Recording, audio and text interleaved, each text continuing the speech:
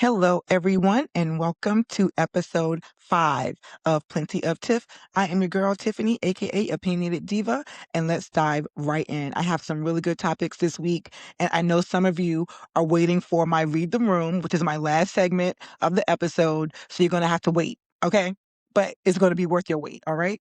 So let's get down to the Diva Drop. It's Valentine's Day weekend, at least anyway.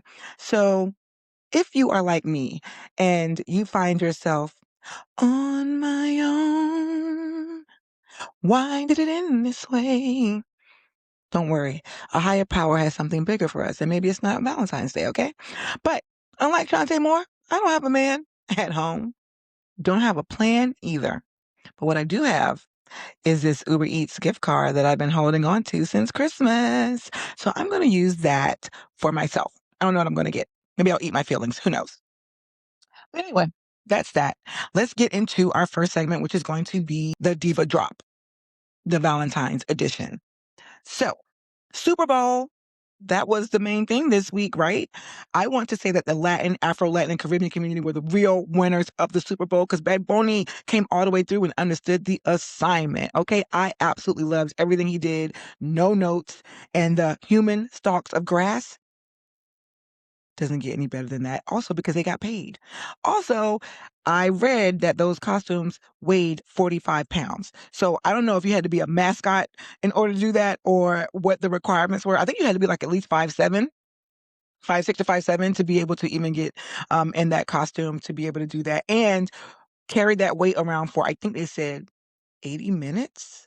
I don't know. It was a long time. So big shout out to them. Yes, Seahawks did win, but they had nothing on Bad Bunny, okay? It was Benito Bowl, all right? So that is all the love that I'm giving to the Super Bowl. But while we're there was another Latin sensation that seems to have fallen out of love. So Cardi B was looking fabulous. She was definitely in the place to be. She was at the house on the Super Bowl floor dancing to Bad Bunny. She was in the box suite getting her groove on and having fun and all that stuff. But it seems that after the Super Bowl, the internet's noticed rather quickly that her and Stefon Diggs unfollowed each other, which begs me to the question, how important is Instagram? I want to know, like, does it really determine love? Because how do I have time to do that? I know if I'm at the Super Bowl, let alone in a suite, let alone on a team, albeit a losing one, I don't think I would have had time to even go on my Instagram. But hey, maybe they did it beforehand and we didn't realize it. So it is being said that there was some issue with the other baby moms. I know he has more than one, like 5 or 6 of them. So allegedly, these are things that I just read on the internet. Allegedly, there was another baby mom there. That I do know because I saw her in a picture of her little baby, very cute. But there was an issue with the baby mom being there and Cardi B not minding that the mom was there, but that, her sitting with his family was going to be a no-no. So I don't know if that happened or not, that the baby moms was there and to be sitting with people in his camp or his family, and that rubbed her the wrong way. But I feel like that wasn't the issue because when I'll get to that. Because when they asked her, did she have any words for Stefon Diggs and she had good luck, that was way before the game. So unless he let her know up front, like, yeah, so my baby mom's going to be there in the suite with my family, like, I don't know. But anyway, there also was a mystery woman that I saw footage of that, when they go through either in the tunnel or out the tunnel, they like, grab hands. They kind of just go right past them. But it was one girl and she was cute. She was a cute chocolate little thing. It was one girl that the hand grab was a little bit longer than I would like it to be if you were my man. I don't know who she was. Maybe a baby mother. Maybe it wasn't a cousin. It wasn't a friend. It was somebody who grabbed the hand long enough. Either way, if you're anyone who kind of believes in karma just a little bit, going back to when Cardi B said, good luck, honey, that is not what she meant. What she meant was die slow and go to hell. Okay, that's a little harsh. Maybe she didn't mean it that way, but that's what I would have said. So either way, I know that she didn't mean anything good in that good luck. Pun or no pun intended. You be the judge of that. So I don't know. It looks like there's no fun in paradise for them. But Cardi B just started her tour. She looked amazing. Girl, get that revenge on tour. What did Beyonce say? Best revenge is your paper. Okay. Now, outside of the Super Bowl, it seems like there is love in the air. Now, I don't know about you, but I absolutely love Bruno Mars. And I totally love Silk Sonic. I love them. So it seems that Anderson .Paak is going on a romantic tour of his own. I know Bruno Mars is going on his romantic tour, but Anderson .Paak was recently seen cozying up at a romantic dinner to Jeannie Mai, formerly Jeannie Mai Jenkins, and yes, that Jenkins, Jeezy. Was he young Jeezy at one point? I can't remember. But they're divorced now. They have a beautiful baby. I think she's so adorable.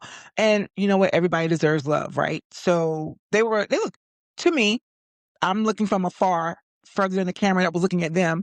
They seemed like they were happy, canoodling, and cheers to new love and hopefully lasting love. I really like that for them. I thought it was super cute. So that's for them. And also, I know that he was linked to Mariah Carey in the past. I never saw it. I never saw it for them. And not because I'm like, oh, them together. No, of course, you want to be together, do it. But they never gave any romantic chemistry vibe when they were together. Even in Aspen, honey, when they were holding hands. I think they were walking outside of something.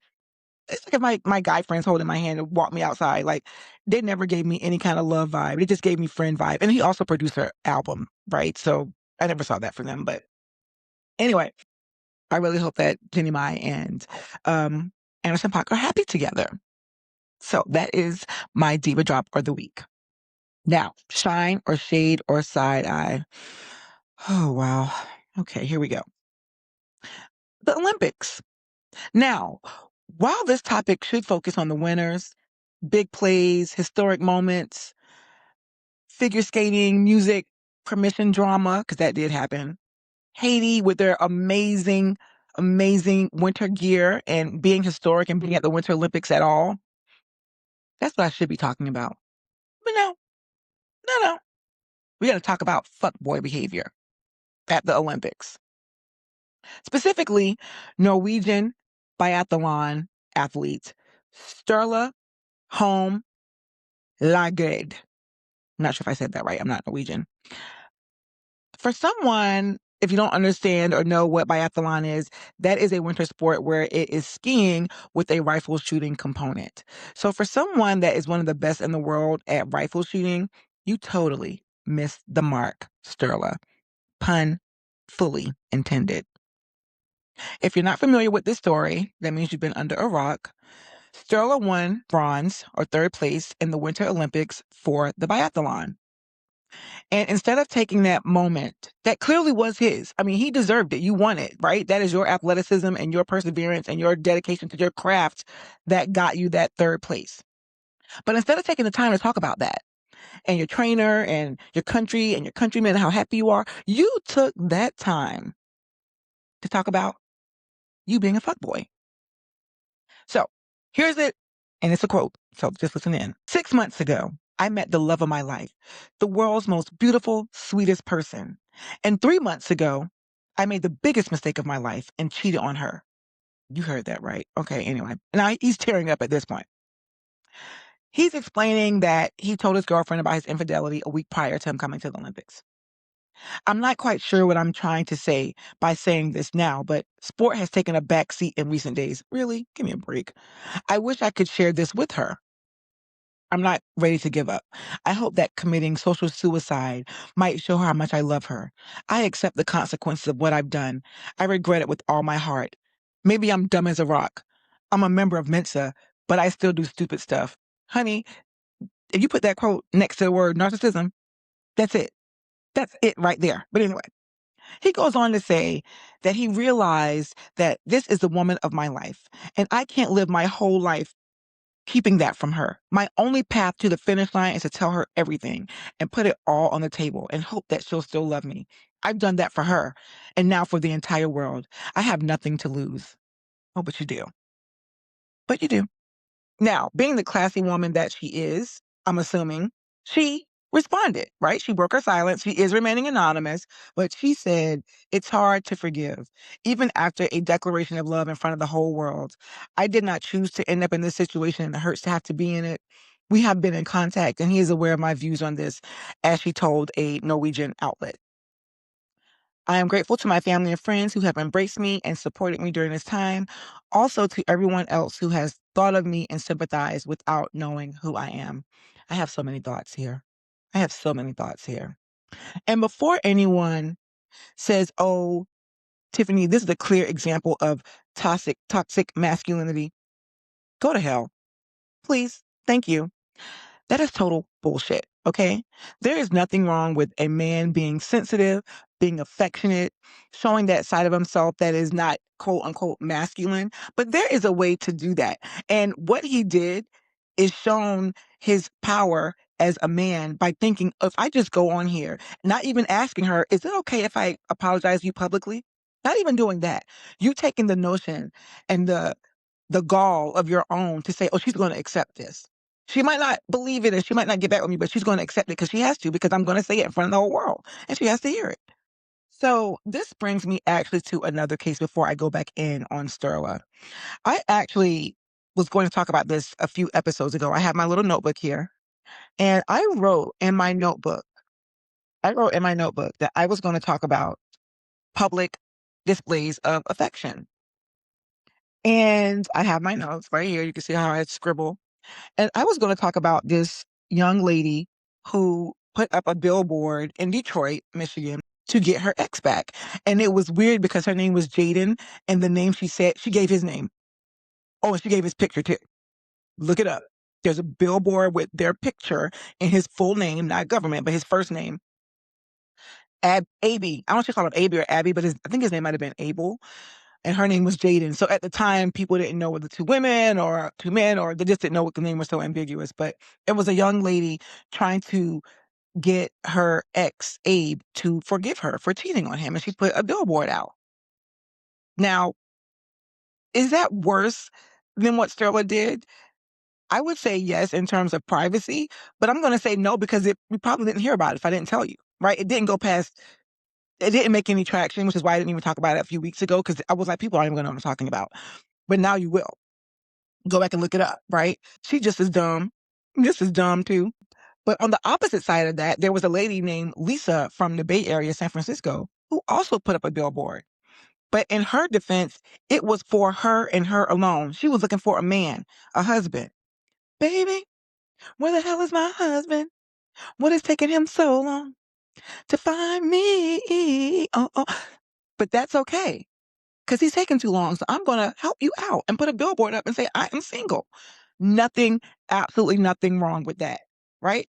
What she did was treated her love life like a marketing campaign, but hers, right? Her. She didn't grab anybody else and put them into that, or have to leave this emotional wreckage that Stella did.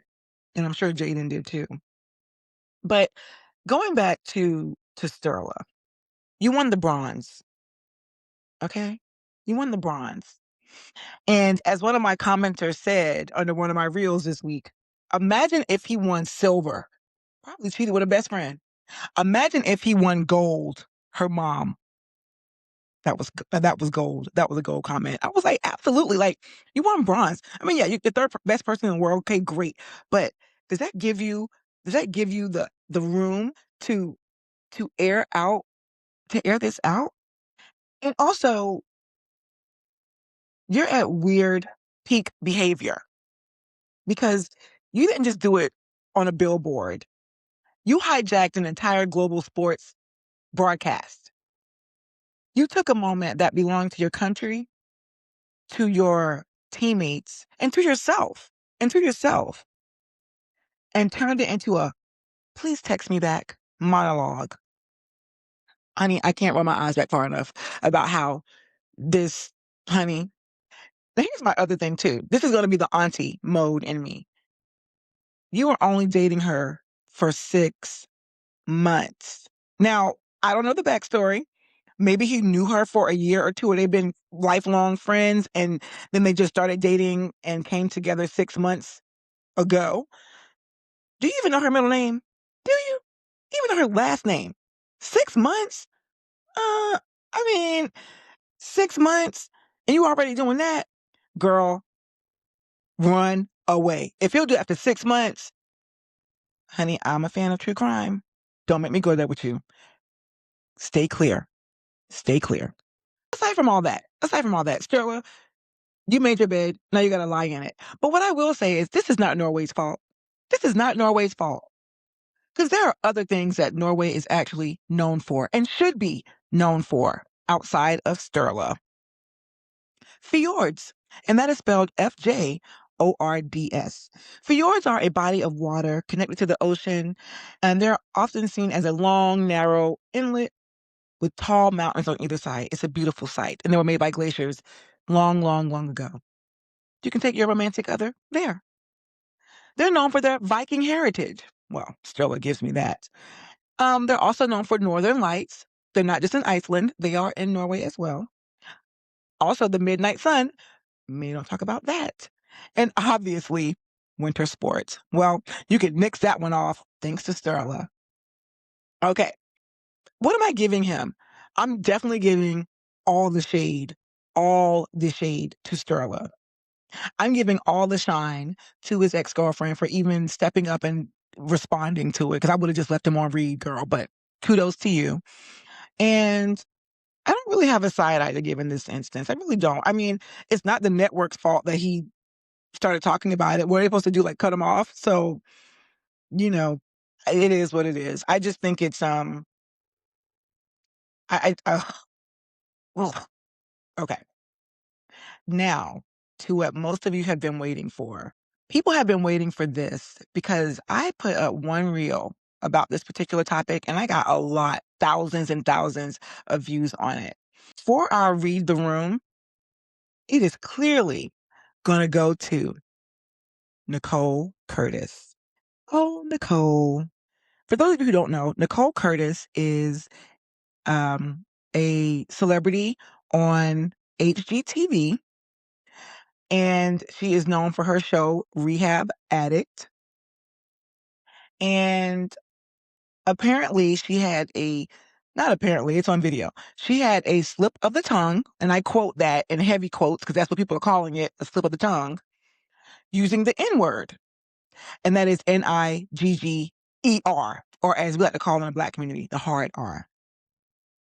And she used this word out of frustration during one of her renovation projects, right? I think she was trying to get like either a stud out or a nail out of something, and she couldn't do it. It was the last one she was trying to get out, and she was like, oh, blank. I'll get into what she actually said a little bit later. But I want to say, Nicole, you must have one disgruntled employee or someone who really hates your guts to release this during Black History Month. But I will say thank you to that person. And it's sad that I have to give this history lesson at least once a year. But before I go into what I have to talk about, because I have to talk about a lot, I'm going to give you a lesson for those of you who need it. Those of you in the back with your headphones on, your eyes closed. The N-word, Nigger, hard R, that's a word that was actually shouted when Black people were being lynched, when they were being murdered, right? That's true. Fire hosing of children. Yeah, that's true also. And during systemic erasure of Black humanity. That is a fact. And before you say, oh, that was then, save it. Save it.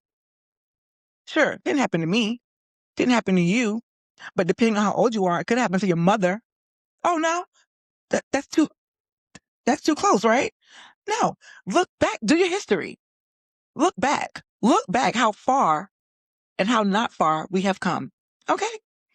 So before you say, oh, that's in the past, it's not. It's in 2026, okay? It's also a word that has been used to justify the rape and manipulation, physically and medically so, of Black women. I just did a presentation on that. We co-hosted a presentation on that. So just keep that in mind as we continue. And you'll see how my nose start flaring about it, okay? Because it's not just a slip of the tongue. Because I want you to think about anything. What can I say? And I'm going to use Nicole. I'm not going to use anyone else or anybody else's race because Nicole is white. So I'm going to use her. What word describes someone white that has been used against you to get you murdered, raped, lynched, or fire hosed? When you let me know, send it to me and write it to me in a DM. I love to hear it. There is no word that has been used against you to do that. None. So when you use that word, don't tell me it's a slip of the tongue, because it's not. Aside from that, didn't Paula Deen teach y'all anything? Nothing? And if you are one of those who says, well, why can Black people say it? Honey, just stop listening at this point of the episode. Just stop. You don't want to hear no more from me. I, for one, don't have to explain shit to anyone. And also, and get the dictionary out for some of you who haven't gone past 5th grade, vernacular is contextual, okay? There is a hard line between weapon and reclamation of a word, right? Are you going to weaponize it or are you going to reclaim it? Permission to use a word isn't fixed in our dictionary, okay? It is determined by who is speaking, okay? Who are they speaking to? And the shared history between them. So me and Nicole, we don't have a shared history. So you don't need to be calling me the N-word or saying the N-word out of your mouth ever. Ever. But if you still have that question, if you still have it, well, why can't? Because we can. Period. Poo. Now, for those of you saying, well, she didn't mean it that way, or she apologized, and she did. She made an apology. Girl, keep it. Keep it.